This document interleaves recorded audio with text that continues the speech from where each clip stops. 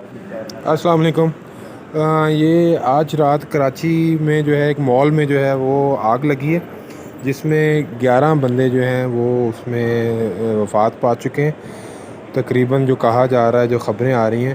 تو مالز میں جو ہے وہ ایمرجنسی ارینجمنٹس اور سیفٹی کے ارینجمنٹس نہ ہونے کی وجہ سے یہ واقعات ہوتے ہیں، اور اس مال میں بتایا جا رہا ہے کہ ایمرجنسی ایگزٹ جو ہے وہ نہیں ہے۔ ایک تو یہ سیفٹی کے ارینجمنٹس ہوتے ہیں، یہ دیکھیں، یہ فائر سیفٹی سسٹم جو ہے وہ لگا ہوتا ہے، اس میں جو ہے وہ یہ اس طرح کے باکسز لگائے جاتے ہیں اور سیفٹی کا سامان بھی رکھا جاتا ہے۔